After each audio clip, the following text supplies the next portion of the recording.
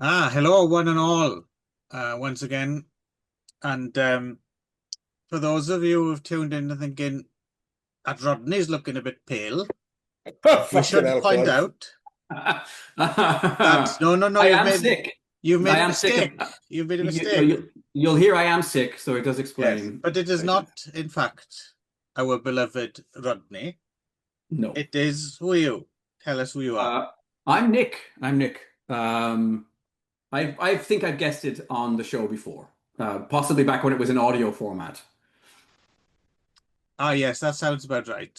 But now Hmm. we can just see quite how lovely you are, of course. Yes. And of course, I am mayonnaise seller extraordinaire Bob Carrollgees. Hmm. And over there, out of his costume, is my old sidekick, Spit the dog, aka Spit. Yeah. yes, there we go. Some topical references for the Hmm. kids. So because I can Like, clip this then for put TikTok. if you put your hand Yeah, just like as if yeah. no, the other one. The other All one. right, because I'm The other above one. you, see, so it's not working. I've No, only got two. What do you mean move it another up. one?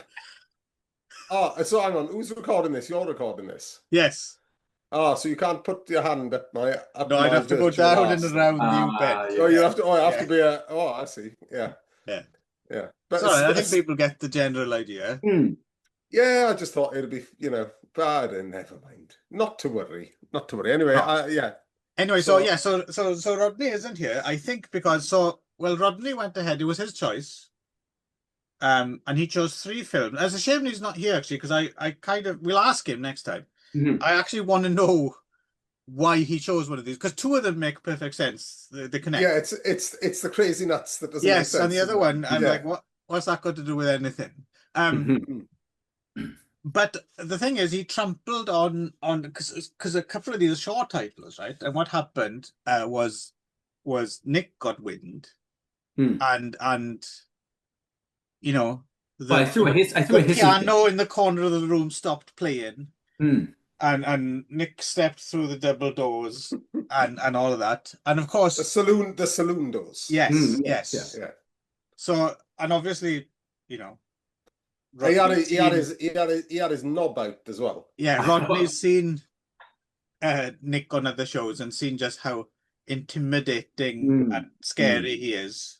Yeah. So I I mean reckon that that's is why. tempered by the smallness of the knob Yeah, that yeah, he had out. yeah. So, you know. But Because me that's and that, Darren that's we just went out, we to stocked disarm up with people. popcorn. We were looking forward to a fight, Hmm. territorial. Yeah. But no, Rodney has fled in terror, or he's got a cold. Or he's got a cold, yeah. Yeah, Maybe it's the one I've got. Maybe Yeah, there seems to transatlantic bug of some kind. there's a bit of lurgy going about, and Hmm. Our Rodders has got it. So get well soon, Rodders. I'm sure Hmm. you'll be better by the time this comes out, but nonetheless, get well soon. yes, yeah. So he chose three Yeah, things, so and we don't know why so really. what? Hmm. No, Um, I'll be all right. We'll have fun with it. Yep. Oh yeah, because it's a shame he's not here, especially for the first one. I really want to, but we'll quiz him about it next time. So yeah, the three under discussion are Crazy Nuts of Kung Fu, or as it's known in Wales, the Cnau what's fucking crazy? Gwasgov, Cnau Gwasgov of Kung Fu. Ai, Gwallgof, Carl Reidad. Ai, Gwallgof, Carl Reidad. There we go. Hmm. It trips off the tongue. Hmm. It's a wonder why it never spread around the world, Welsh language. Hmm.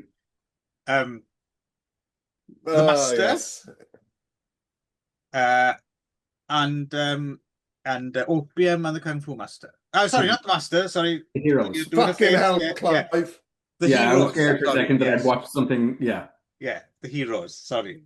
Yeah, yeah, yeah. I think Right, we'll so are just we dive going in, shall we? chronological on this one? Yeah, it's Yeah, chronological, I think. That makes sense to me. We'll get the Yeah. outlier out the way first, because the next Mhm. are a couple of T-lung joints. And this is Yeah. But this is interesting in itself in terms of who actually made it, right? Yes, it's In terms both of the interesting director. and Yeah. not at all interesting at the same time, I think, isn't it, this one? Yeah. Yeah. Well, I don't know. I think this is the one that Nick's gonna really Well, like. obviously, yeah, okay. So we can get ahead of it now, I guess, is that this is probably an attempt to recapture the lightning in a bottle of Bud Spencer and Terence Hill in a That's kung in fu there context, for sure. right? Yeah. Yeah. However, whether that works or not is something else entirely. I personally prefer Paul L. Smith as my fake Bud Spencer. I'm not too sure that either of these actors has the charisma to pull off. And also, there's a pivot in the middle of this film where we go from very episodic, kind of roustabout rambunctiousness to like, oh, suddenly we're going to take it seriously now for the back half of the film and sort of do something else. Well, the other thing as well, before we get into it, is if I'm going to hazard a guess as to why Rodney chose this one, and this is a total guess, is just that this was previously quite difficult to see, wasn't it? Craziness Oh, of yeah. Kung Fu Apparently was... failed. Apparently, it spectacularly flopped. Like Yes, but it was also the one that wasn't included when Celestia started putting stuff out. I don't even know if it was on that Z Eagle fucking thing, whatever you call that. I don't know if it was on there. So I'm just wondering if it was just a case of, oh, it's out now. I quite fancy to see it, so we'll throw it into the mix. It's a beautiful print. Absolutely, like stunningly pristine copy of the film. This is on the Shaw Brothers Classics Volume 6 collection from Shout.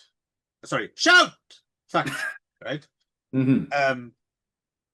I don't know if Darren is with us. Oh, we can't hear you now. Yeah, I'm coming in and coming out. I've got a very bad connection. I'm going to try and get we can hear you now. Geraldine to yeah, that's good. Yeah, no.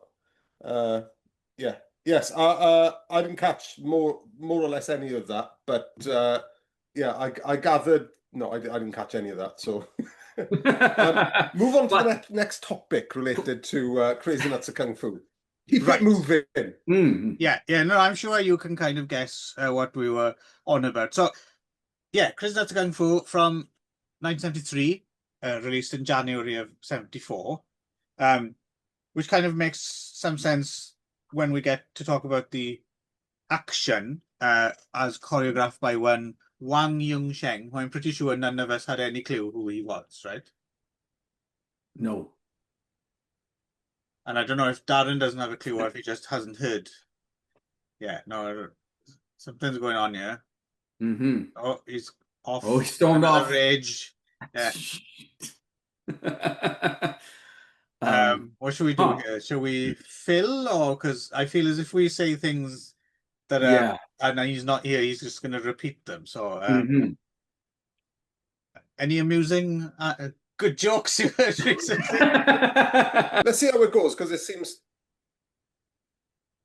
Yes. So, Lee Cho-nam directing for Shaw Brothers is an odd one. This is something I actually wasn't aware of. I have to say. I wasn't aware that Lee Cho-nam had been at Shaw, but only very, very briefly. A story is he went to Shaw and was kind of up for it, but the way he explains it is basically Shaw didn't have enough resources. It didn't have, at that time, it didn't have enough sets, it didn't have enough studios, it didn't have, and all the big names would, take in all the main actors. So T-Lung and David Chang, and Chang Che was having them, and whatever. So Lee Cho-nam wanted to get on with it, but he was kind of a bit impatient. Apparently went to Mona Fong and said, "Oi, Mona," and and he got to return to Taiwan, and that's why Crazy Nuts of Kung Fu is pretty much all filmed in Taiwan. Yeah, where apparently they had more weird. You wouldn't have thought so, but they had not only more potential places to film in, studios and stuff, but obviously they did have more countryside as well, right? Yeah, well, because the landscape is very apparent in this as well, isn't it? Yes. So So yeah, and it's clearly Taiwanese, and it's interesting actually, it being sort of 73, 74. This is before Chiang Kai goes to Taiwan, right? Yeah, well, also what was interesting, what kind of wrong-footed me at first, and I realized, oh, that's kind of an interesting thing, is there's some bits filmed on studio lots. Mm. And I thought, well, that studio lot is so familiar to me. Then clearly they shot a little bit in Shaw Brothers and then did the rest in Taiwan. But what I realized after watching that interview as well, because he goes into a bit more detail about just how often Shaw had to go and shoot in Taiwan, was maybe, obviously there are familiar Shaw Brothers lots that we know, but there are other ones that I think we take for granted were over at Shaw, but they might actually be Taiwanese studios that were just used so frequently that we assumed that they were part of the Shaw. It's Clearwater Bay, isn't it? Clearwater Bay. Yeah, Clearwater Bay. Okay. Yeah. Yes. So there's that. You got Lee Chonam, which is automatically Lee Chonam at known for his Taiwanese independence at Shaw, automatically makes it of interest to Kung Fu fans, even if it's just Lee Chonam boiling an egg. Yeah. But he's boiling an egg at Shaw. We haven't seen him do that before. So yeah. It's a fascinating film, this, right? Well, I can't yes say and no. Yeah. I didn't love it. No. But I thought it was really, really interesting. Yes, but I'm wondering how much of interest it would be to the lay person, I wonder. None. Yes. Exactly. Well, let's get into what it is first, and then we can talk about the. Yeah. Yes. So it stars. Sorry, hang on. So was I right? Because you all broke up. Was I right? This was the one that you liked the most, Nick? No, funnily enough. No. Okay. No. I know which one you liked the most.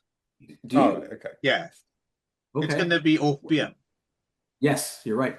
Yeah. Oh, okay. Interesting. I'd have put my money on the other one, actually. But, So yeah, but that said, I mean, I could see right away what this is doing, right? I mean, we it's doing Bud Spencer, Terence Hill, in a kung fu kind of way. I mean, it does feel very spaghetti western. Yeah. It's nailing spaghetti western, right? Yeah. Yes, not enough beans. There could have been some more beans. But it's not really nailing kung fu film. No.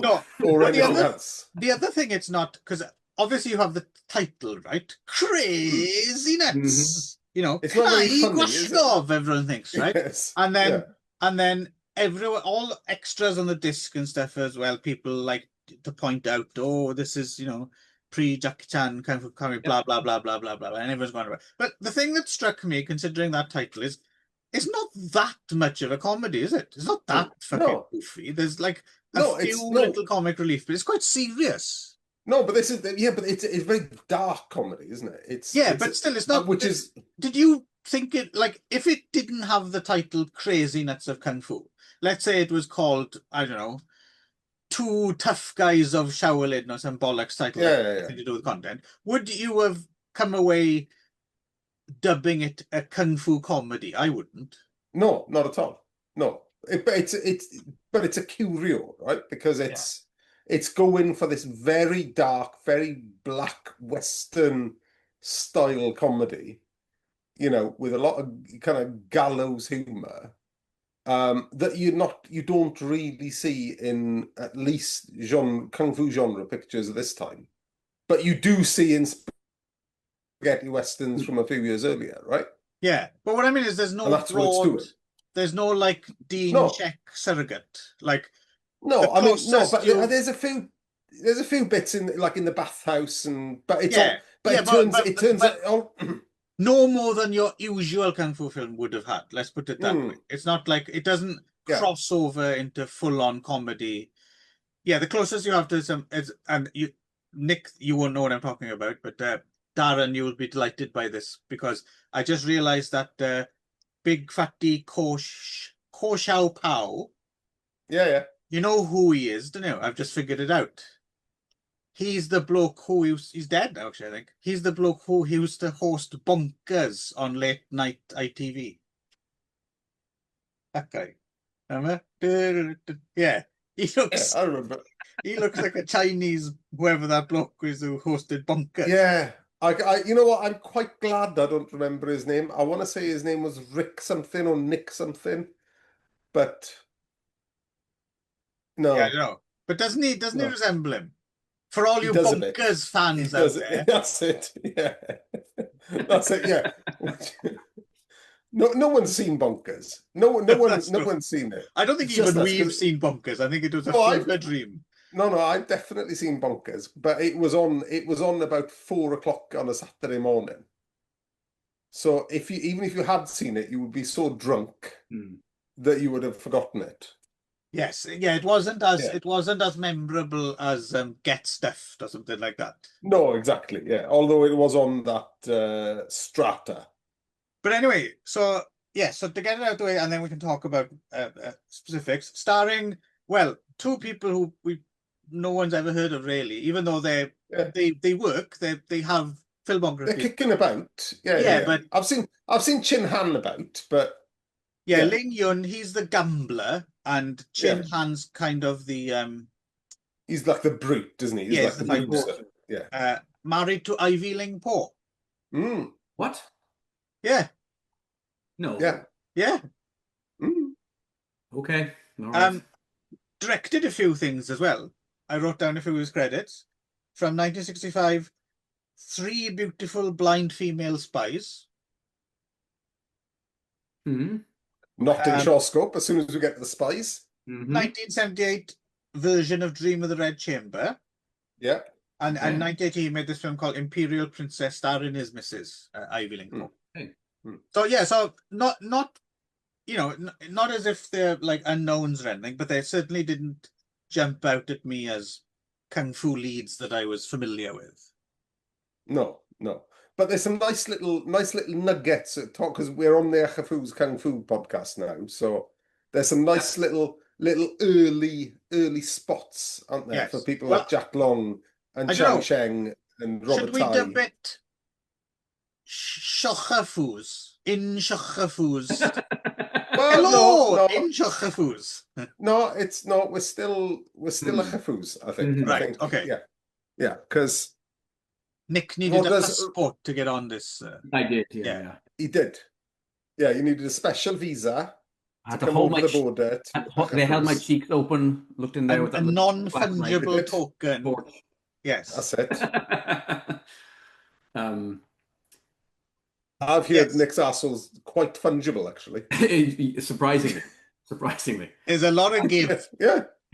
No one was more surprised than me, Nick. You just ignore his whimpers because we know he's a bit of a hypochondriac and just power on through.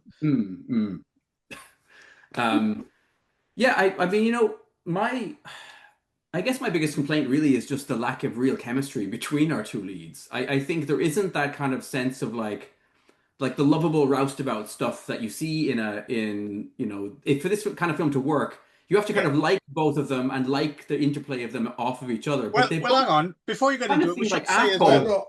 I disagree with you. We should say what they do. So basically, yeah, they're like frenemies. After a while, they decide to team up, and basically they have a bunch of scams to try and get rich, right? And one involves like scamming some military warlords and then some revolutionaries, and then finally the Japanese turn up at the end, right? And that's the basic plot. And of course, during the course of it, they get, you know, more serious and heroic.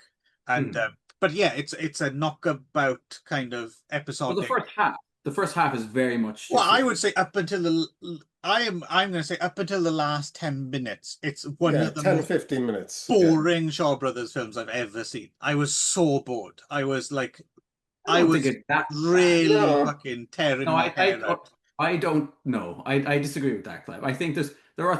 You can't disagree with it because it's a subjective fact that I was bored. Now, whether I should have been is a different thing. No. I disagree. You were. You think I was excited? I didn't realize. I think you were. I think you've convinced yourself that you were bored. No, I mean, I thought the stuff in the brothel was all quite good, and that was where it kind of it got a bit more like I mean, I don't know if it was never laugh out loud, knee slapping funny, but there was some carry on shenanigans. There was, the kind of him How getting how pointy is his beard? All the women mentioned that his concerned beard about was the, pointy the and prickliness of his yes. Yeah. um and It's quite sleazy as well, isn't it? There's something a bit sleazy about this as well, isn't there?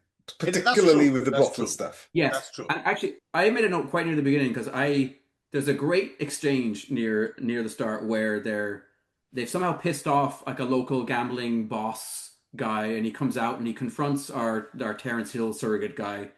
He says, "Pal, we don't welcome rascals like you here." And I thought, like, rascals. Well, okay, so this is the direction that the translators are going in. And then immediately the line after this is, "And I don't welcome mother slapping my face." And Terrence Hill slaps this guy's face, and the guy responds with "motherfucker."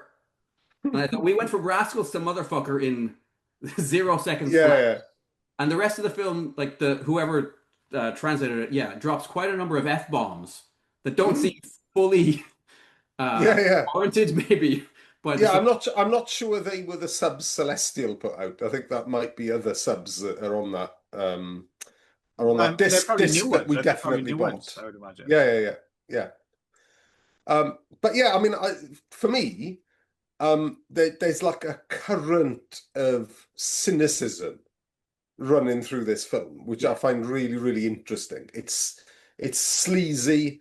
It's kind of the people in it are kind of irredeemable. The Mhm. comedy isn't really funny, but it's definitely dark. Mhm. It's kind of black humor.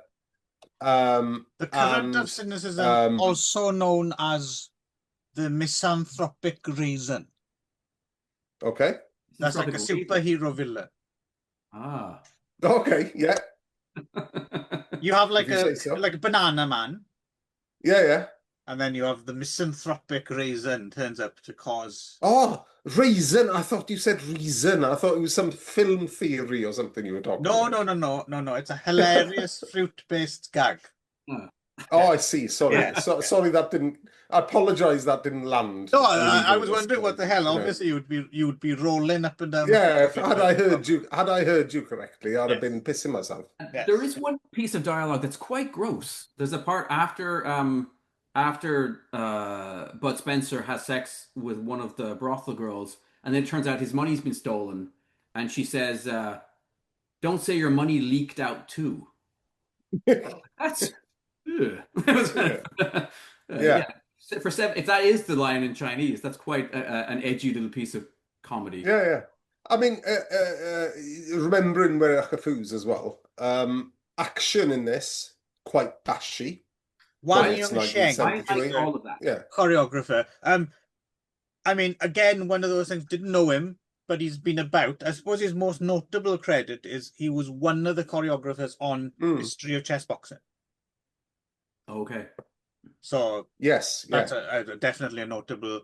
Well, yeah. So you've brought it there, Darren. So we'll go there because I think this is for me. This is the bit where you were saying this is interesting, but not for the layman. And specifically for me is in the last 10 minutes, suddenly, because there's sporadic kind of, but again more brawls rather than fights, and then all of a sudden it's a basher, right? you It's get a basher choreography. 10 minutes proper. Well, Yeah. There's a little bit more in there, but basically it's a basher. And Yeah, I mean, people are just with people I mean, smashing heads against rocks and shit like yeah, that. the amount of people who get killed via rocks in this film is ridiculous. Yeah, particularly neckbeard guy who just gets his whole face paved in, and it looks like they had 2 or 3 turkey basers full of fake blood. What I really liked about it as well is they try and give it a bit of a Lee Chun-nam tries to go for a bit of epic scope. So they all run up on top of this mountain, and there's a few skirmishes happening at the same time, and there's a fight going on, and the camera pans across to another fight.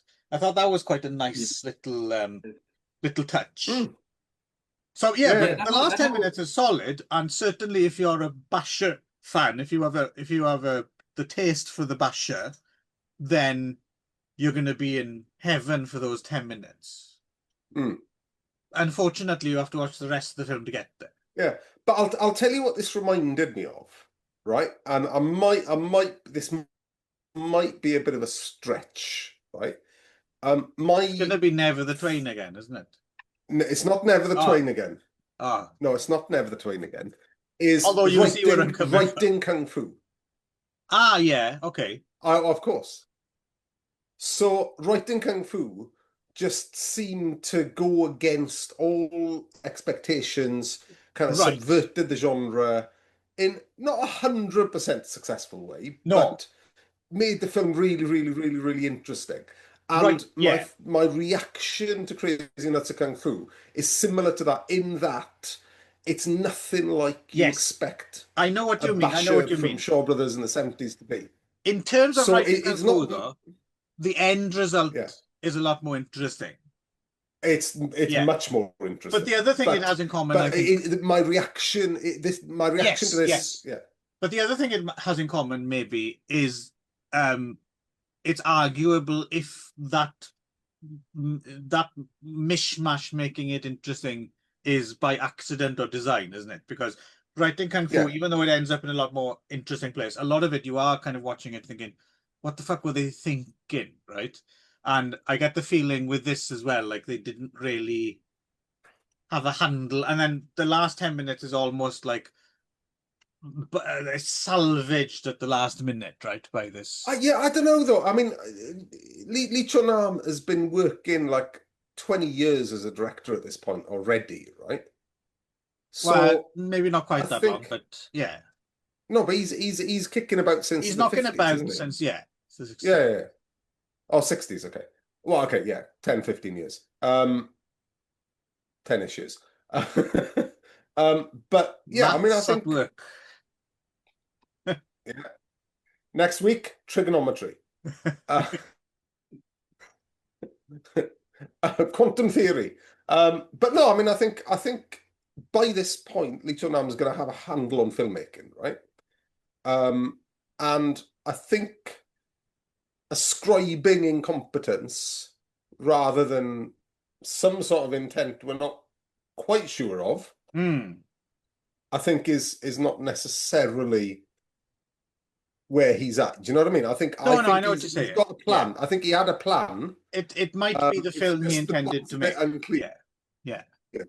Yeah, I think it probably was the film he was intended to make, but what the influence was and what he was trying to do was a bit lost on us, right? Also, keep your eyes peeled for Cutie. Chang Yeah, Chang Sheng. Yeah. in there, as is Robert Tai somewhere. Yeah, and Jack Long. Don't forget Jack Long. Well, Jack Who's Long got a has a big proper role. role, though, doesn't he? Yeah, exactly. Yeah, he's Yeah. like the rebel leader, isn't he? Yeah. Which And is very again, you early don't for expect him. to see Jack Long in a short film either, really. No, well, again, Taiwan. Yeah. Taiwan written all over it. Anything to add there, Nick? Because you're a bit more. You're not quite in No. that zone where you have a hard on for the basher yet, or Yeah, although it's funny, whenever I see one, there's an energy, there's like I don't know, there's a grit and a kind of a Right. realism that's a little bit different maybe than the more shapes. you're getting the taste for it a little bit. And I do, yeah. I mean, it's more. It grabs me by the short and curlies, maybe even more than. Although I appreciate the Right. the gymnastic excellence Yeah. of that more kind of Venomsy stuff. But I do like to see people just punch the shit out Well, of each other. that's good to hear, because I think that's one of the first signs, isn't it? Is when you really start, for some weird reason, appreciating a basher over something obviously far more accomplished and dynamic. That's when you realize, oh no, I've started. It's too late for me to turn around. Yeah. But there we go. We might have to give you some kind of award or like a medal or something next time. We'll give him a little hat. You can wear a Little little work. hat. Yeah. Yeah. And then I will say the other thing that I appreciate is the location photography is really, really good. And that last that last fine location you've talked about before, but it's incredible, that view down to the water and these huge fuck off rocks and this massive, it's just a glory to watch people punch each other in such a beautiful place. Yeah. Would have been lost on an old VHS transfer or something, though. If, Yeah. In fact, I'm not exactly sure of this. I know it was like a rarity, but I don't know if it was a rarity in terms of totally unseeable or there just wasn't a decent copy of it. Because I've never seen it before. First time I've seen this. No, I hadn't seen it. I might have it on VHS. I might have a I have a scratchy copy feeling on it wasn't VHS. like totally lost. I have a feeling. No. it was about. I think there was probably an Ocean Shores. Well, it wouldn't have been Ocean Yeah. Shores if it was Shores, but there's probably some. There was probably some VCD or like kicking something. about. Yeah. Yeah. But my understanding is it was a massive critical and financial failure, and so that it may have been Yes. semi-suppressed. It might have just been put in the archive, and we're like, let's not. That was a mistake. Let's hide that. So there you go. Is that putting the Cnau Gwallgof I gwely? Yeah, that's enough for me, I think. I think so. So we jump forward to 1980, the second of Rodney's picks, The Heroes. Now, it makes a bit more sense from here on out, because we've got a T-Lung double bill. Mhm. I don't know what all that crazy nuts was about, but we'll ask him next time. But again, Taiwan. Mm-hmm. This one comes from Bang Bang Films. As it should. Who are the people who put... are you familiar with that Henry Silver film, Foxbat? Where Henry Silver plays a spy and it's set in Asia and stuff. Me and Nick are set to do it at a certain point because Nick can't get enough Henry Silver. So it's a co-production, Bang Bang and Yang Cheng, which is director Pao Shu Lee's production company, right? Him and his Mrs. Katie Chin, who wrote and co-produced. Yeah, so basically, again, we're talking refugees from Shaw, right? Yeah. Actually, did a bunch of stuff at Shaw, some with his Mrs. Katie Chin, and then they fucked off to Taiwan in about 77 or something, I think. And then, but notably, partially is kind of Chang Che's prodigy, right? So Chang Che sticks him in the director's chair beside him in the early 70s, doesn't he? So there's a bunch of films apparently co-directed by Chang Che and Pa Shu Lee. But also Wu Ma co-directed. Yeah, no, absolutely, yeah. And is in it. A lot of interesting credits with this one. Yeah. But let's get what the plot is out the way first, and then we can... I have a quick question. Dozo. Sorry, that you may know the answer to more than I. How flexible was Shaw about letting actors that were Shaw stable actors go off and work for other studios? Because I mean, T-Lung, we're going to talk about in a second when we talk about this. We're going to talk about him back at Shaw again doing the Opium and the Kung Fu Master. So was Shaw fine with their leading actors just hopping off and doing independence and then coming back? I mean, it seems to be. Okay. Yeah. Okay. I mean, also, I think if you put it in context, I think that it would have been a different conversation in the early 70s rather than 1980, because we're kind of getting to Shaw on the downswing now. Okay. So I think it's a different animal. I think probably the Shaw's acting school, the Shaw's stable is probably less of a thing. Okay. Than it would have been when T-Lung started out, for example. Right. Yeah. Okay. Plus, if you're talking T-Lung, I mean, you're talking massive stars who I would imagine if they really want to go and do something, they might have just let them, Yeah. I'm not sure the further down the strata how much power people would have had. But to your point as well, just the power would have loosened just because they weren't or they probably wouldn't have been given. I don't know. 19th, they're still doing quite a lot of stuff, but yes, maybe the writing was on the wall. Maybe. Yeah, and it's not the factory it once was, right? So that I think the output's starting to wane by 1980, 82, 83. It's starting to go down, isn't it? Yeah. So anyway, yes. So it starts with the classic defiling and burning of the Shaolin Temple by the Qing. right? Which apparently, I mean, if you soak your curtains in lighter fluid, they are going to go up. Because it's fucking ridiculous. He throws a candle at that Yeah, curtain, and look, seconds later. Nick, you mustn't question the mysteries of Shaolin, okay? Okay, all right. Right? You haven't studied there, right? Fair enough. You've not gone through the wooden men, right? You do not get to question Shaolin. The highly flammable nature of curtains. I mean, somebody from occupational health and safety should have been in. Yeah, because there are asking questions. already candles there, right? Yeah. Anyway, It would have Anyway, caught fire if there weren't already candles there. So the often, this is there's a lot of films that either end up here or start here, but in this version of it, because that's the other fascinating thing. It's because no one knows exactly when this happened anywhere. Right? Some people say it happened in this period, some people say it happened in that period, and no one knows anything. So it's kind of a fantastic little lacuna of kind of history where you can put any old story in, really, right? So in this version, after the Shaolin Temple goes down, then yes, they take it's not the Emperor. I don't know what he is. But it's Michael Chan Wai Man with a skunk haircut. I think he's a governor.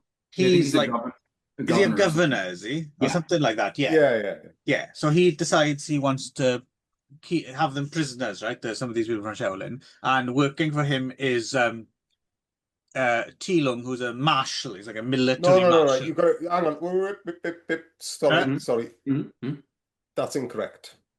The whole point is Tilung convinces Chan Wai Man to let him take them as prisoners rather than slaughter them. Oh, okay. Yes, fair enough. Wants to kill them, and that's kind of one of the sort of salient points of the plot. So Tilung is into taking them prisoner and torturing them. Chan Wai Man is into killing them. And I don't know if it's ever put out there front and center that Tilung was actually a former student or not, but he's constantly called a traitor. So I'm guessing at some point. Well, no, there's a ton of flashbacks to him. Yeah, there's some flashbacks. There's a ton of flashbacks, and he's like having lengthy conversations with his Shaolin master about the nature of heroism. Oh, and so on. Yes, you're quite right. Sorry, I flew. Yeah, blanking on that. Anyway, so I did watch this film, I promise. Like the governor is angry. I watched the master. Yeah, there you go. No, you missed. So the governor is so angry because he's fallen in love with this cat that had a white stripe painted down its back, and there's a lot of this is happening off screen, right? And he's increasingly angry. Yes. Chan Wai Pew. Anyway. Oh, my darling, you are my beautiful. Yeah. An amazing performance by Michael Chan Wai Man. Yes, anyway, enough of your nonsense, and back to my fucking up the plot synopsis instead.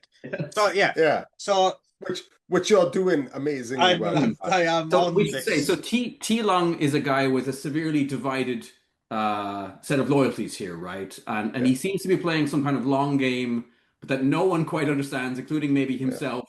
But also, I don't really understand it. Go ahead. But I'll tell you what I liked. I'll tell you what I liked about this was that it's not actually explicit in terms of verbalization. So it's not actually verbalized that Tilung is not actually a Qing sympathizer and a traitor and a torturer until at least halfway through the film. Yeah. But the narrative structure of the film is such that you work it out almost instantly. Yes. Which I think is actually quite clever. I think that's it works perfectly well enough for this little story. Yeah. So basically, he's supposed to be torturing these prisoners, but secretly he's basically building up their endurance. So at some point they'll be able to escape and wreak vengeance. Is basically it, right? Yeah.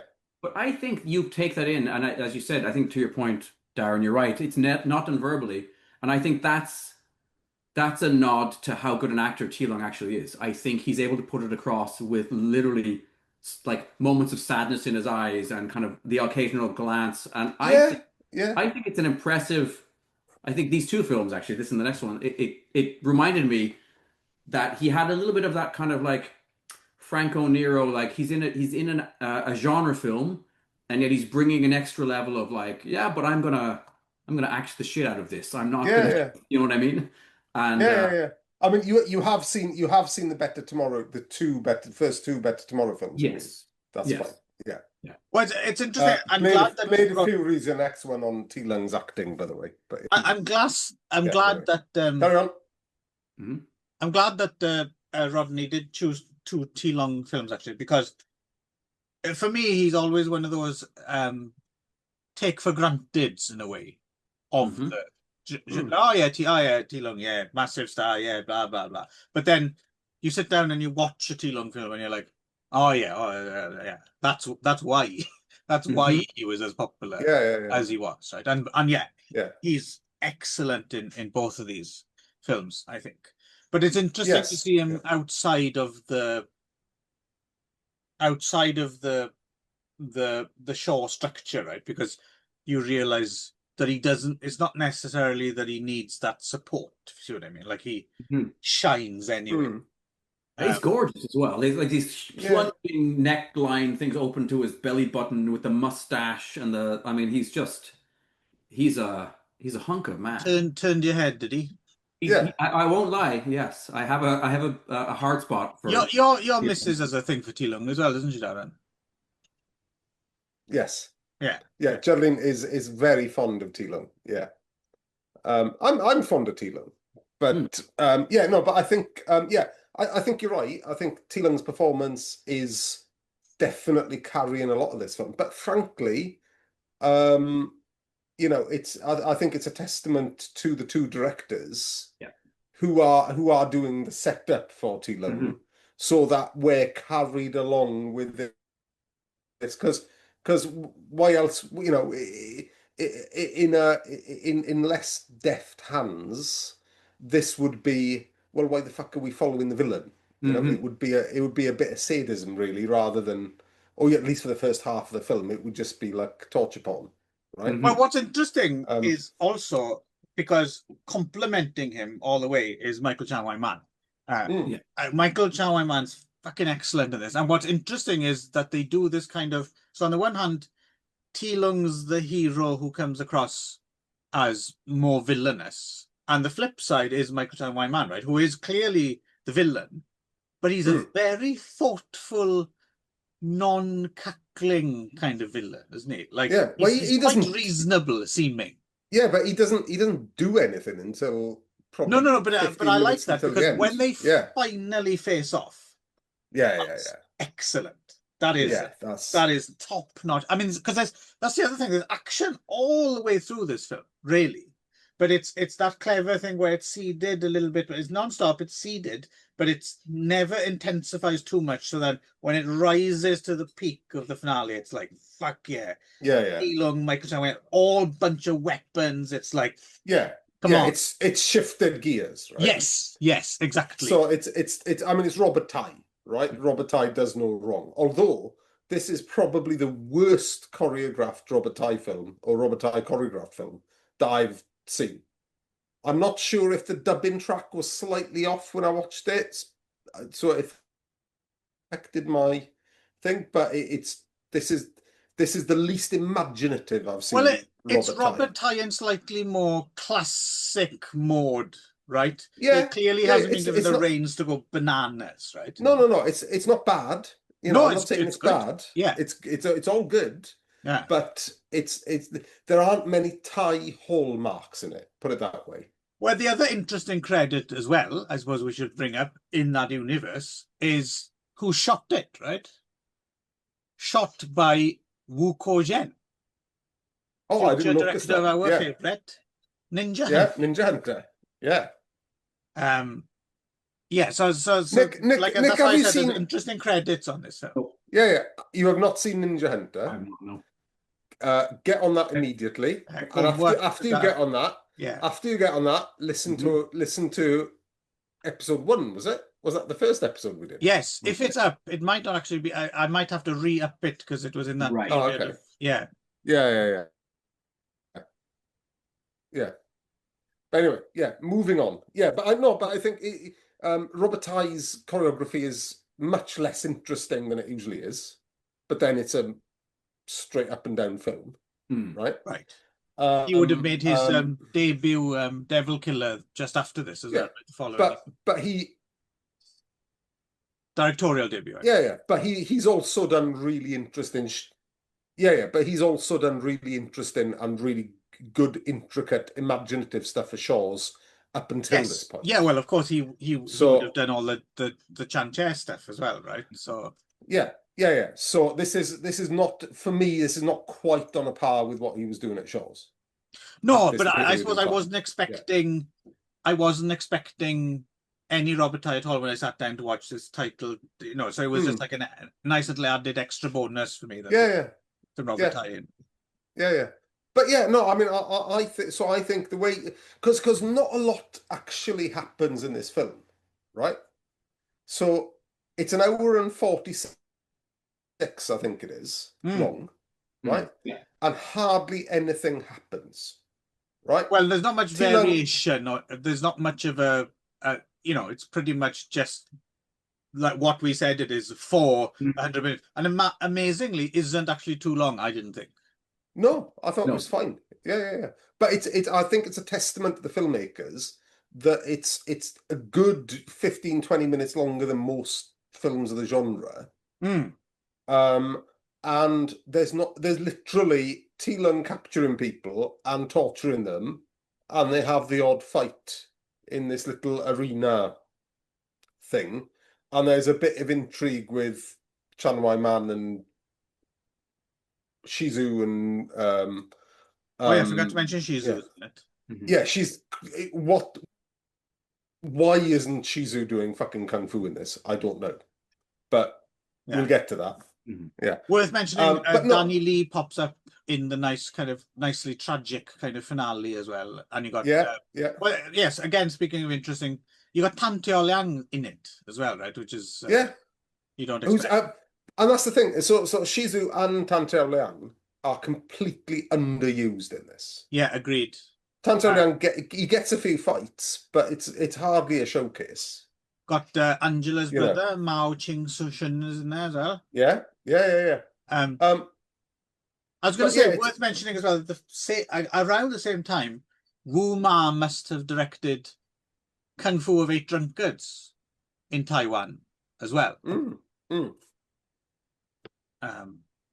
So it's kind of interesting to just himself. His acting performance in this is quite solid. It's not necessarily the Wu Ma that I sometimes have to grit my teeth.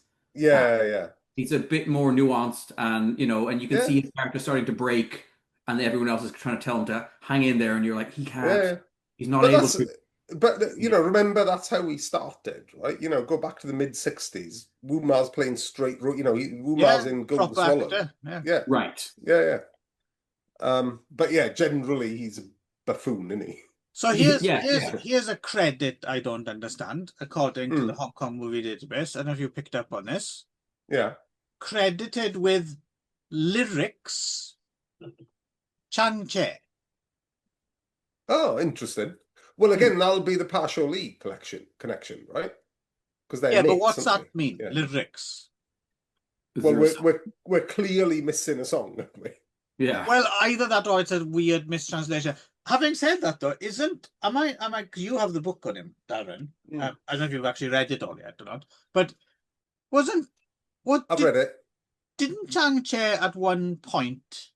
Didn't he win an award or something, like a Grammy type of thing, for the lyrics to a hit song? I think it's from a film. Someone else did the music, and he wrote the lyrics. Yeah. Well, was there in most on the cover of that song in this film or something? I don't know, but I don't know that. But it's called like Green Mountain or something. It's called, I think. I could look it up. I've got the book in there. I'd look it up, but it's not coming to me from memory. But when we've been doing the other show, when we've been doing In Shaw Scope, and we've come across Chan-Chair's writing, usually for Huang Mei Opera or Huang Mei Opera adjacent stuff, he's always written the songs as well, hasn't he?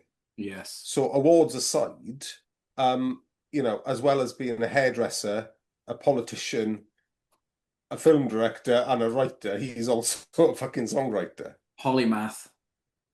Yeah. Wow. Yeah, I didn't catch that actually. But maybe it's just a cover. You know, maybe it's just a cover version of something from earlier they're doing, because I don't see him writing a song for Well, that's what I'm thinking. It might an be one of his unrelated. songs Yeah. is used, or a cover of it is, Yeah. and we just flew Yeah, over yeah, our yeah. heads. Or it Yeah. might even have been, like you said, there's a possibility it might have been edited out, or it was redubbed with another piece of music at some point. But for some reason that credit is at the Hong Kong Movie Database, and Okay. there's no other. I couldn't find any other Chanche with that particular credit lyrics either. No. So yeah, who Yeah. knows? No, but If you know, let us he's know. written. Yeah. Yeah. But I think I think it is genuinely a testament to the filmmakers that it's an hour and 40, so it's 106 minutes in the version I watched. Just zips by quite nicely. Yeah. With, you know, not a lot of variation in what's going on. There's a big fight at the end. They burn the Shaolin Temple at the start, and the rest is just prisoner shit, pretty much, isn't it? There's two standout for me. There's two standout scenes that are a little bit different. One is there's the governor throws a big party, and then an assassin, a female assassin, shows up and attempts Very to good. kill T-Long, which he tries to hide from everyone that this is going on. So makes it there's the knife in the hand thing, isn't there? Yeah. Yeah, and that's quite cool. And then there's the scene where he's finally forced to kill one of his own, right? Or we now understand that he is, and he gets this great and it's super dramatic, like heavy rain, lightning, and he almost gets his Rutger Hauer cheers in the rain moment, and it's beautifully done, and it's really exciting. And that rain scene actually goes on. I kind of went back to look at it again today. It's like it takes up feels like 20 minutes of the movie. It's just this downpour. And the film looks great. Well, we should say it. Just overall looks really, really good. We're very grateful for this German and Blu-ray that we watched. Die Todlich Cobra is what you're looking for. It has English options on it. Yeah, because this is the second time I've seen this, and the first time was horrendously panned and scanned, and it just ended up looking really cheap and nasty, you know. But seeing it in its full glory just gives it kind of the scope it needs, you know. Because the prison set's incredible. When he first walks in and you see this floor with these hands coming up. Yeah. And you're like, oh, that's really... Yeah, they do get a bit wobbly at the end, though, don't they? Because he insists on slamming people up against. Yeah, well, they've been doing that all sets. week, right? Yeah. So it's starting to give. Yeah. But no, there's something about it's difficult to say exactly. It's not just that it's a nice cleaned up, because it's not impeccable. It's not immaculate because they had to work with it. But there's just something about the look of this film that I really like. There's something to do with the lighting, and there's something to do with it. I don't know. This it's got an atmosphere you can really breathe in, right? There's it's which you don't always get, especially when you're talking Shaw, when they're on the sets and stuff. All those sets are awesome, but they are ever so artificial and don't feel it. Yeah. But this, I know it had a nice depth of, and it's something about the world of this film really drew me in. Like as soon as the film's, because I'd never seen it before, as soon as it started, I felt like I'm in good hands. Do you know what I mean? I really gave myself over to it. Got quite absorbed in the story. So yeah, Heroes. Fucking see it. Yeah. Yes. Yeah. I thought it was great. It was tons of, and I love a movie with a conflicted hero and with a misunderstood, like he's trying to do the right thing, but he hasn't expressed this to anyone else, and so he at the end. I mean, it's huge spoilers, but he dies at the hands of his own friends who haven't gotten. It's a great ending. That's a good ending, because it's all just looks on faces as well, right? No one says anything. It's just there's people no dialogue, putting two and two together, and fuck. And then he smiles, doesn't he? And it's just yeah. And it's no, it's good shit. Yeah. But you need to get through the rest of it, and then just get there. But it's a pleasure. Just as he's about to die, the DeLorean turns up, he crawls in and he says, "No, T-Lung, it's your kids." That happens, right? I'm not imagining that. So, yes. And then Yeah. ZZ No, it's Top well, the turn up. no. Clearly, the DeLorean turns up and says, "Right, T, it's Yeah. time to kick your opium addiction. Yes. Yeah. Come and see Yes. Tang Cha, And he says, legendary." "Opium, where we're going, we don't need opium." Good one. So yes, anyway, yes, speaking of opium then. Did you Ah, notice that? Did you notice that setup? Did you I did. notice the Very setup? well That done. was. Very I smooth. thought that was. I'd have had to be expertly done. particularly moronic not to have noticed that. Yeah, I was surprised, and honestly, that Shaw made a prequel to Trainspotting. It was not on my radar Well- that was going to well, happen. Talking of prequels and sequels, until I rewatched Opium the Kung Fu Master, Ah. I was convinced it was a sequel. Sequel to 10 Tigers of Kwangtung. No, Oh. to the Kung Fu Instructor. Oh, because For some reason, I always get those two films confused, and I was Okay. convinced that one was a sequel to the other, but they're completely unrelated. well, also the perceived wisdom is that this is the Yeah. follow-up to 10 Tigers of Kwangtung. I heard that too, but Yeah, then well, it's not. because he is a tiger of Kwangtung. Yeah, but he's not the same one. Character. He's a different Tiger of Kwangtung in 10 Tigers of Kwangtung. Oh, okay. I hadn't. No, I clocked looked it, into yeah. it, and Yeah. basically this isn't really anything to do with 10 Tigers of Kwangtung at all. Other than it's another spin-off 10 Tigers story, right? Of which there are many. And yes, T-Lung is in but yeah, this is like you said, it's T-Lung's man with a golden arm meets reefer madness Mhm. meets there's a little have either of you ever watched French Connection 2? Yeah. No. Years There's- ago. yeah, there's 100 like that- years ago. It's nowhere near as good as the first one, but it's an interesting film. Just the narrative of it, the story arc is strange because the film like stops dead in the middle and they hook Gene Hackman onto heroin, right? And there's the film just stops dead while he's a drug addict and then goes through cold turkey and then at the very end kind of gets it together again. Yeah. And this reminded me a little bit of the cold turkey sequences. Yeah, I suppose. Yeah. Kinda, yeah. But yeah, so Because this, Richard Dreyfuss just starts swinging like jars of water around. Poles. Richard Dreyfuss. Not Richard Dreyfuss. Not Richard Dreyfuss.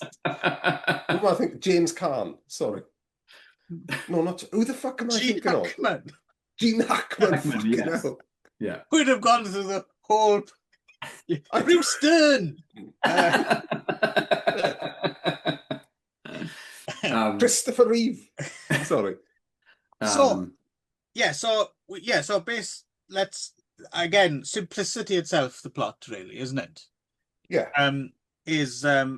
T-Lung is the heroic kind of figurehead of this one group of students. We'll get into the casting a bit later. And then there's some bad guys, finally led by Chen Quan Tai, and they're basically opium smugglers. And I suppose his two main henchmen, Philip Coffey and Li Hoi San, right? Li Hoi San, once again, blotting his copybook. Why this great African-American actor, for the majority of his career, insisted on donning yellow face and playing Chinese. Well, It'll be lost to the ages. Clive, they're both minorities. They can, solidarity. I suppose. It's all right. It's just such a shame that Enter the Fat Dragon is the only one time that Li Hoi Sang was himself on screen. I know.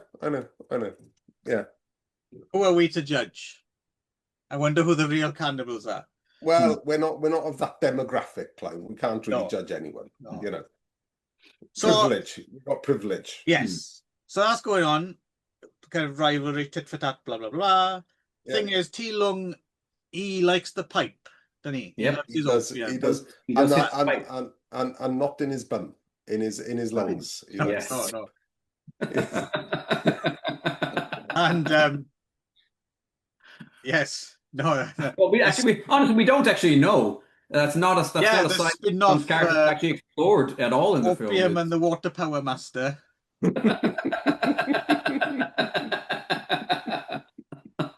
And yes, so basically at a certain point this will come to a head and T-Lung's like, fuck, I'm not as good as I thought I was because I'm a fucking degenerate junkie.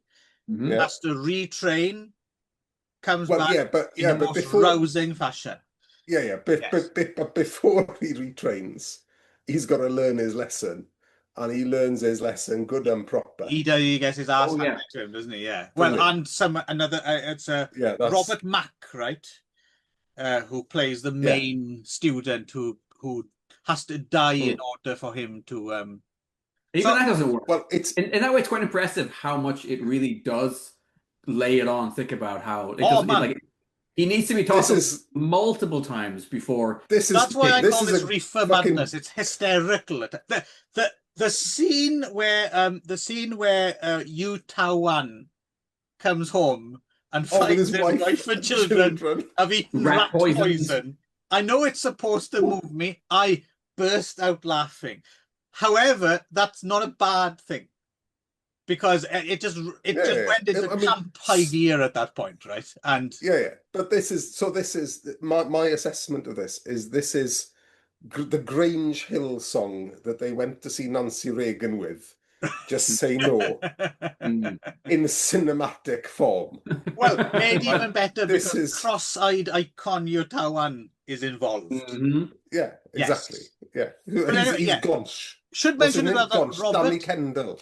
Robert Mack, who we might not necessarily be that familiar with, came from the world of disco dancing. I saw that. Yeah. Yes, and Disco we'll be Dancing getting to him Champion, because he plays 1979. Hamburger in Disco Bumpkins, which I'm very looking forward to getting with Disco Bumpkins. We're going to get there. Yes. But this is the wrong podcast. We're not going there on. No, it's a show We're pod. gonna- Oh yeah, sorry, yeah, we're yeah, on. Yeah. So this is yeah.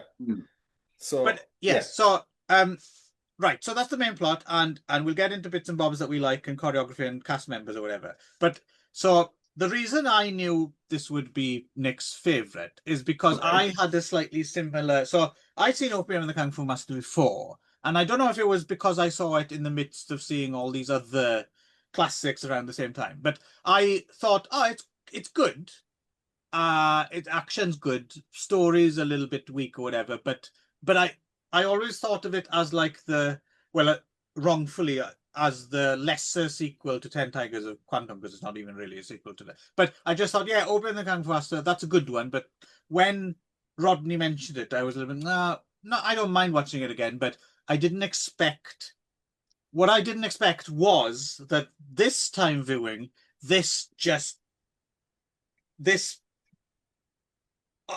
it raised to epic proportions for me. I fucking enjoyed the hell out of it, even though when it was supposed to be, when it was supposed to be kind of moving, it was hilarious, but still, it's on such an operatic level. Yes. And by the time, the inevitable showdown comes, and it's so satisfying and rousing. I had a fucking ball watching Opium and the Kung Fu Master, and I knew Nick was having exactly the same experience. I wasn't sure, because I wasn't sure how Darren, what you thought of it previously having seen it, and what you thought of it this. So before we get to Nick, because he's just going to go overboard and cry and wail about how much he loves it, and he'll mention Thomas Millian for no reason. But before that, let's go over to Mr. Darren Jones there, aka Spit the Dog. Yes. That was Nick at Spit. By the way. I loved it. I loved it the first time I saw it. Okay. I love it slightly less on the second or third viewing, which is roughly where I'm at. But I think the reason I love it less is because I've seen the other two films that Tong Kai directed. Yes, we will get to that elephant in the room. Yes. So that is the elephant in the room. But keeping it to Opium the Kung Fu Master. Yes. I mean, it's simple, up and down, pathos to somewhat ridiculous extremes, but that's what we like in the kung fu genre, Yep. right? That because you don't get away with that in any other genre of film, right? No, But you get away with it in the you kung do. fu genre. Yeah. And it was well done. You know, T Lung always on form. Chen Quan Tai as a villain. Mm.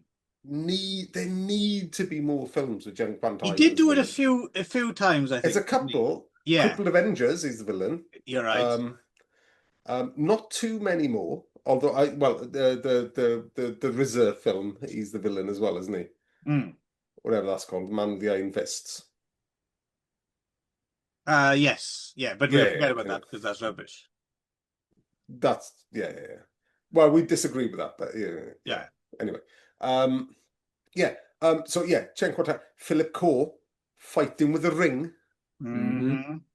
Now, if you've got fighting with a big brass or gold ring in a kung fu film, you get extra 5 points on the scale. Yeah. Are you agreed, Clive? Yes, and also Kofi still because Kofi's face changed a little bit, but he still has that slight eyebrows raised, someone stole my lost sausage face, which I like. Yeah, exactly. Yeah. It's like the I can't believe it's not butter face, isn't it? Not butter. Incidentally, what's his name? Philip Co's obsessed with dairy products, especially spreadable ones. Well, I'm quite funny related to that. What's his name?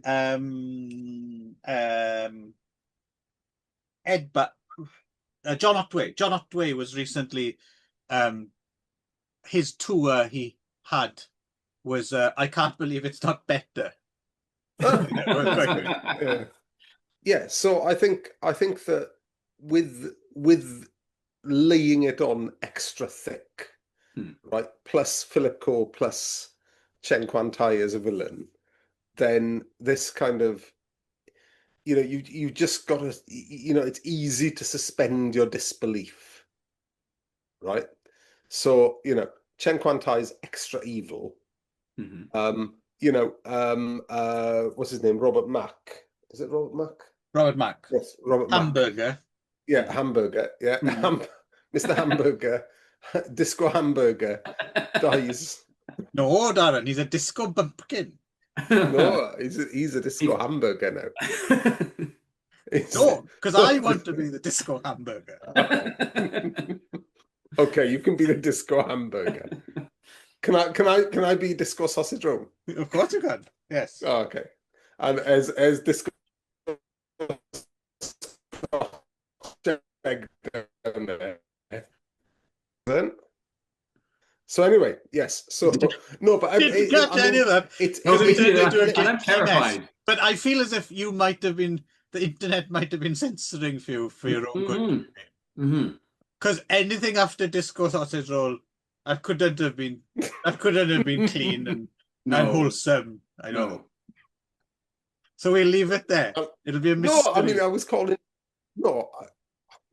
was calling Nick disco Scotch egg. Which I think suits him quite well. Okay, that'll do. I was hoping for disco dumplings, but disco Scotch egg will. No. I'm disco dumplings. There used to be a DJ Scotch egg, a Japanese guy who lived in Brighton. Yeah, I remember something. I think you might do peg. Anyway, once again, that was lost to the ages. Rob. Yeah, sorry about that. It's my connection, I think. Yeah. I mean, I think Robert Mack dying with the words, "Hey, T Lung, you got to give up the smack," as his last words. Yes. And then having Yu Wan's family die, and then he's struggling to give up the smack. Yeah. And then all of a sudden, Mr. Bronson gets a montage done. of like writing on the blackboard really quickly or something like that. That's it. Yeah. Yeah. That's it. Yeah. And Zammo's there cheering him on. Yeah. You know, Speaking of and you know, of UK television references, did either of you think as soon as it started and a few moments later when the theme tune, it's almost news at 10. It goes like da, da, da, da, Yeah. and I thought, oh, Trevor Yeah. McDonald's going to be in this, but alas, no. I'll tell you what weapon I see Trevor McDonald with. 3-section staff. Yes, and Yeah? it would have You it see would be that nice. really old It would have kind been of- nice as well for Lee Hoi Sang to have someone on set that he could, relate to. Well, exactly. Yeah. Yeah. You know, a brother, as it were. Yeah. You know. Yeah. The director of this That's also, right. I think the director of this plays the Zatoichi. yes. An analog character, which was kind of that was a weird one for me. Yeah. But Yeah. So we should probably bring this up. We did mention it earlier because the one thing I suppose Opium and the Kung Fu Master taken in and of itself is totally fantastic. Yes. But it's the least of the 3 films that Tong Kai directed though. I've only seen Shaolin Prince of the other 2, and which was amazing, right? It is fucking mind blowing. But I haven't seen, what is the other one? Shaolin Intruders. Okay, all right. Yeah, also, that's well worth. Is that the one with the chairs, or is that Prince? No, that's the chair. The chair is Intruders. You need to see that. And the massive fucking bench formation malarkey just fucking next level stuff. Yeah. It's good in a way that you watch Open the Kung Fu Master first, because that's kind of the right way in a way, because this is this level awesome, but then that's so I'm glad. I think that you've nailed it, Darren. That might be the reason I didn't like Opium and the Kung Fu Master as much back in the day, because I think I might have seen it like straight after. I might have gone on a Tong Kai thing. But it's what an embarrassment of riches that you can complain about this. No, exactly. Not being as good as exactly. The whole problem with Opium and the Kung Fu Master is it's too straightforward. Right? In comparison to Tong Kai's other work, of which there's only 2 other films. Yeah, it's interesting as well, even when it comes to so obviously choreography is known for as well. But and the other thing that's worth being of note as well is this is in that area where people tend to think Shaw Brothers have lost it as well, right? It's 84. So it's interesting that they were still capable. I mean, even though in some ways it is, it is reheated beans. It's but still, it's fucking good reheated. Yeah, beans, well, right? the thing. No, it really is. It's viewed in isolation. I think that Opium the Kung Fu Master is just solid all the way down, right? It's just there's nothing wrong with it. Thoroughly entertaining, but we've got to remember that this, if you put this film in context in 84, right? Wheels on Meals was made the year before. Right. You know what I mean? So it's like the world's moved on, and this is some weird, island where we're still fighting the Japanese. But still, that whole the Japanese are still fighting us in. And it's only just slightly less great. This is going to be a good analog, I think. Mow the Lawn is a fucking banger, but Excellent it's not song. quite Poodle Rockin'. You know what I'm saying? You're right. No, I got you. Poodle Rockin's just because it came before, really, maybe. Yeah. No, you're right though, because Mow the Lawn is the last good song that Gorky's did. Oh, I don't know about that, but I'm just saying that comparison is a good analog. Yeah. Well, there's not much after that. Towards the end of their. Well, that's it. That's pretty much it. Gorky's wise, anyway. But anyway, no one's gonna fucking get that on a kung fu podcast, are they? Never know. No one's gonna, yeah, true. But yeah, I think that as we've said before on other podcasts, that the sets are looking a bit tired. It looks a lot more artificial than the Right. the non-Shaw's content that's coming out at Well, the same time. let's let Nick tell us all about how much of a stiffy he had for this all the way through. Well, yeah, I mean, we've Not that covered you've noticed, obviously. we've covered a lot of it already, but there's a lot to like. And I will say, It's like he's dropped a pea in his pants, isn't it? It's like it's like a random pea out of a pot noodle, one of those sort of half peas, This... Anyhow, so I'm going to be churlish, and I'll say the one thing that, and that you just brought it up, the only thing that really is a block for me, and I think that kind of, because I think a lot of the action actually and a lot of the cinematography does hold up fairly well to 1980, because I was thinking as I was watching this, until they get to certain scenes where it is that outdoor, what the hell was that? That outdoor, fake set where you've got the blue sky with the cloud line, and you're like, and it's so artificial looking. And again, while it passes muster in 1965, in 1984, it's really jarring. When you've just had a scene, for example, when Disco Hamburger goes in to burn down the whole Disco Opium. Pumpkin, I'm Disco Hamburger. The scene where he sets that place on fire is apocalyptic. It's really well done. It's really well shot. There's fucking flames everywhere. Shit's going off. And I thought this feels like something that was made in the 80s to me. Like there's nothing about it that seems chintzy or old fashioned or whatever. But then every now and again there'll be a scene that would be really just like, oh, maybe just take the camera outside. Maybe go to somewhere real at this point. Don't rely on those old. Right. Yeah.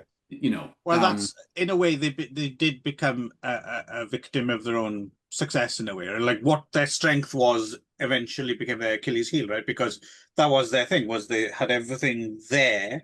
And I mean, you imagine, like, I don't know, not even being like involved. Let's say if you were a janitor at Shaw Brothers, right, and you started in the early 70s and you're just pushing your mop around.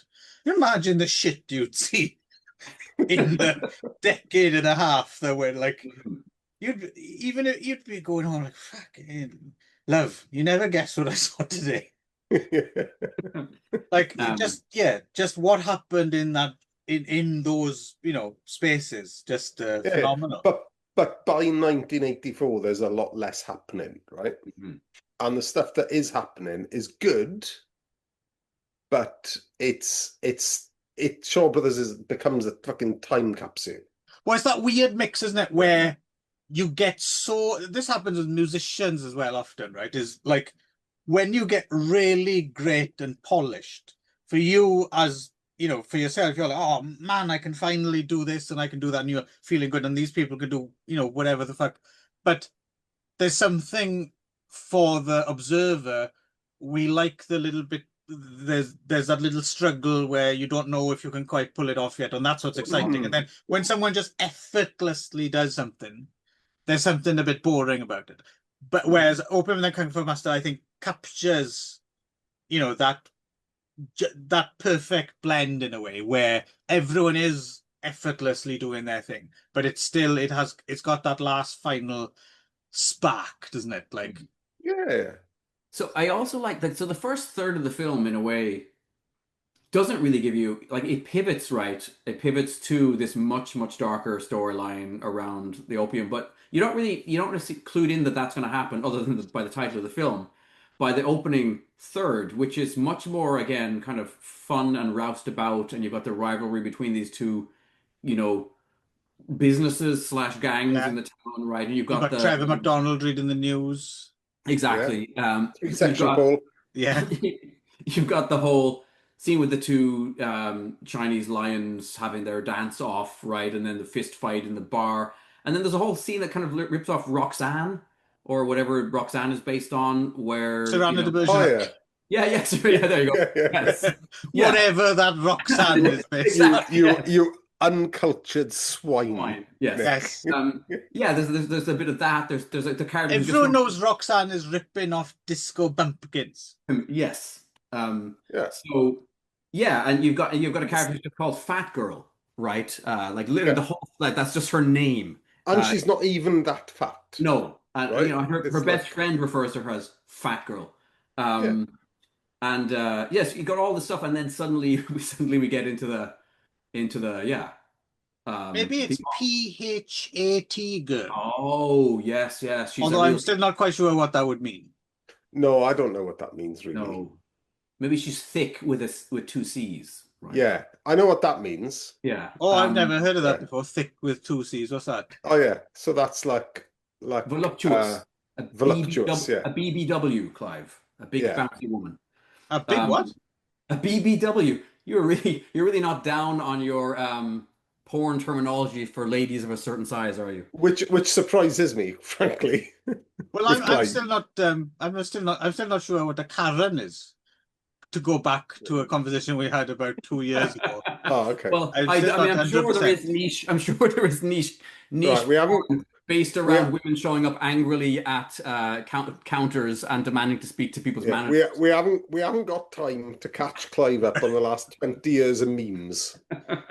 Is there a place you recommend I should go? Like, is there a book? The collected memes of the internet bound someone should make coffee that book, book. actually. Yeah, coffee They table should. book. Yeah. They should. For people like me to Yeah, exactly. Yeah, Yeah, I'll and probably buy that myself. I really do like how our Wang An, or what's the actor's name? The Is this another internet thing? Yes. The Wangan. No, that's the character's name. Oh, right. I'm he's getting confused now, see? He's our cross-eyed. Yeah. You Taiwan. Yeah. Oh, you Taiwan. Yeah. I do like how he seems to go from zero to like Pookie out of what's the fucking New Jack. Yeah, that's funny, isn't Yeah. it? Because he's doing his usual goofy shtick.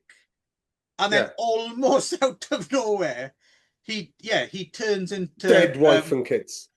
Yeah, he turns into the Kevin McDonald character from Trainspotting, doesn't he?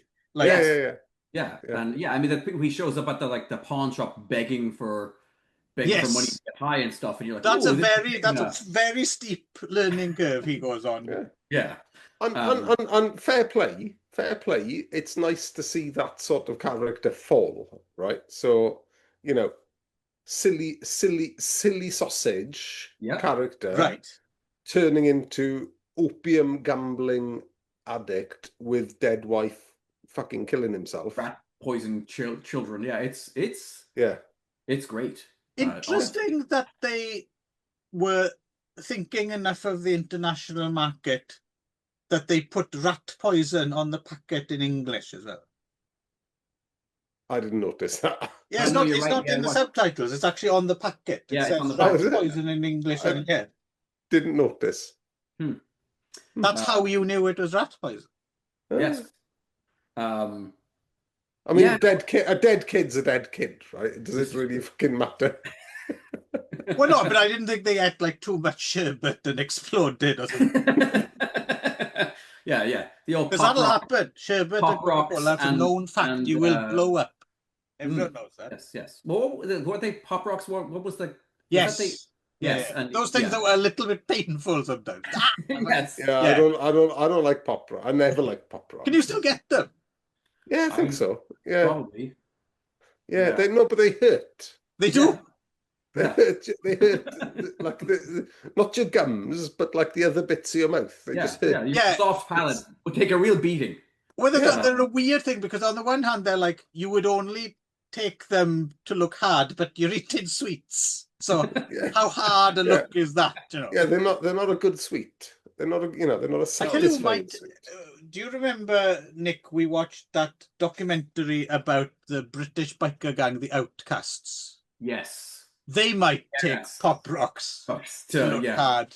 As an initiation rite, yeah, and then like have it with some like fizzy, shandy, yes, and then push you off a cliff. Right. But anyway, back to the film's tons of fun. And I It think is. it does work. It does work across the board. And I like the fact that you're kind of wrong-footed at the beginning to thinking this is going to be your standard kind of fun roustabout thing, and then suddenly we get into much murkier water. Well, in fairness, the film is called Opium and the Kung Fu. I mean, the title is a giveaway, yes. But then choreography credits: Tonkai Yembun, Yenhua, Lee the Mac Hoi Sang, Huang Pei Chi. Yeah, Huang Pei Chi, I didn't really know, I must admit. No, and I wrote something about him led me to something. Yeah, I went down a rabbit hole with him, and I didn't write it down. Yes, I did exactly the same thing. Oh, fucking hell. Also, worth noting though, so Tong Kai and Yum Bun don't do choreography together again until Greensnake in 1993. Yeah. Okay.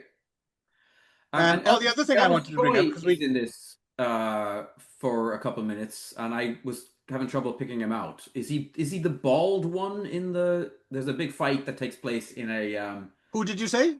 Elvis Choi. Oh yeah, Elvis Choi is in it. Yeah. Who was he? He plays a character called like Rascal, like Cat's Hired Rat. Yeah. I'm not sure.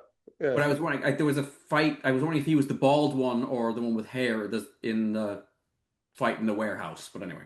So going back to the 10 Tigers of Kwangtung thing, specifically the tiger that Tilong plays is Leng Quan, or more commonly known nowadays as Ironbridge Sam.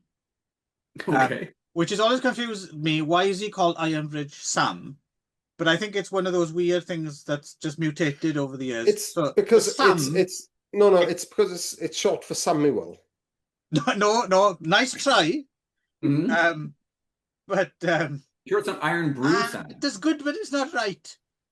Say what you see there, Darren. What's Mr. Chips doing? So it's not Sam, the name is Sam as in the pronunciation of the letter 3. Oh, okay. So it's 3 Bridge, Iron Bridge, but it's Iron Bridge Sam. So Iron Bridge Sam, as played by Champ Wang in Iron Bridge Kung Fu, and also Do Siu Chi played him. You know that trilogy of films, White Lotus, called Sam the Iron Bridge, One-Arm Hero. Yeah. So that's the character that Tilung. Yeah. Oh, yeah. He's like the leader of the 10 Tigers, isn't he? He's like the dude. The dude from Big Lebowski. Before I forget, my favorite scene in this whole thing is quite near the end when Tilong's really fighting the good fight, trying to get off the junk, and then for some reason one of his followers is like, "Oh, he really needs more opium." Yeah, what's gonna help? Even though their friends have just died because of opium, so he sends off the girl to her brother's place to steal some opium, and then she gets fucking killed, smashed through a banister railing and falls on her face in a really quite brutal looking stunt. Like whoever the actor was, whoever the person was, like she takes a chest of drawers to the face. That was probably all of a sudden, isn't it? Yeah, that was probably Yenhua, by the way, doing that stunt, I would imagine. Okay, it's very good. It's a great stunt, and it's a jarring thing. Yeah. He's killed his sister. And actually, I'd like to know who choreographed. There's a point at which, and then of course, so we get back. This is another moment where our kung fu master realizes I've really got to kick this shit. It's killing everyone. So then we cut to him in like a padded room almost, doing this amazing breakdance routine. Just head spins and back spins. I was like, who choreographed that madness? Like that was... I believe that was Jennifer Beals. Okay. That was Disco Hamburger choreographed. Of course it was Disco Hamburger. Disco Bumpkin. I wasn't on the set that day. Anyway. No, I fucking love this film. I have to say. Yes, I could feel the love as I thought. Yeah, Nick's into this. I thought I liked all three, but to me they went. I didn't like Crazy Nuts. But, Crazy Nuts was fine.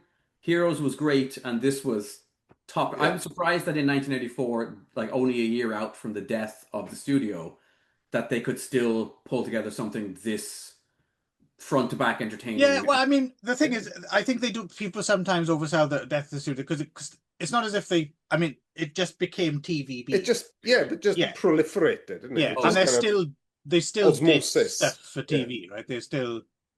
It's not like everyone stopped doing Kung Fu all of a sudden. Right. Yeah. Right, there we go then. It's actually, can I just bring something go up? ahead. It's actually, I think it's actually been really good having Nick on this one, because for me anyway, probably less for Clive there, but I feel a little bit jaded when I'm talking about Opium the Kung Fu Master, because it's kind of, yeah, I've seen this all before. I'd seen the film probably twice before, and I saw it as somewhat unremarkable, but a very good example of what it is. But having you on the show actually reminds us that, oh yeah, actually, this is really good shit, right? Yeah, and also very good for someone else who hasn't seen anything at all. I can imagine it would even function as a gateway. For sure. Yeah. So it's really, really helpful, kind of, without patronizing you. I don't mean to patronize you. No. But it's really, really helpful having new eyes on this, because I've seen this a couple of times before and it's not remarkable to me. It's funny though, I do get the feeling that the longer I can imagine flash forward 20 years, right? And we've watched almost the entirety of the show catalogue, and I'm still along the way, lots of other Kung Fu things as well. And Nick has probably watched far more Kung Fu films than your layman has. And I feel me and Darren will still be going, well, it's good that the newcomer Nick. I'll be with my walker. Yes, that young whippersnapper. Who is, I believe, chronologically older than either of you. Yes. But anyway. But it is fun. It's I mean, it's, for me, we've talked about this before, but like, I still feel like that Kung Fu was the missing leg of the wobbly stool of my cinematic understanding, right? And so I feel really it's great for me. It's great that I still have this whole new area to explore. Yeah, and it's paying rich dividends. If you told me that I was going to watch every single hopping vampire film ever made, or extant, I guess, I probably wouldn't have believed you, but that's happening too. So there you go. Stay tuned for October, friends. Yes. For a big old dollop of Ganshi. Yeah, just the 31 more films, that's all. And I think it's actually more than that. Yeah. I did have a moment where we were actually went crazy nuts when all of the heavy set guys in their military uniforms showed up. I was like, oh, wait a second, where are we going? Because they seem to show up in every other hopping vampire film, but no such luck. No, never mind. Okay, we'll be back next time with Rodney, probably without Nick, and Rodney will answer the question of why he chose Crazy Nuts. What is the connective tissue? This is the question. I suspect this is not necessarily a show about connective tissue. This is about people taking turns to talk about Kung Fu films. Okay. Yes. And next time it's my turn, and well, I've got some fun ideas, let's put it that way, but I don't know which one we're going to choose yet, because it's all the fun of the fair. Right. We'll bugger off then, is it? Yeah. Very good. Very good. Cheerio then. Bye-bye.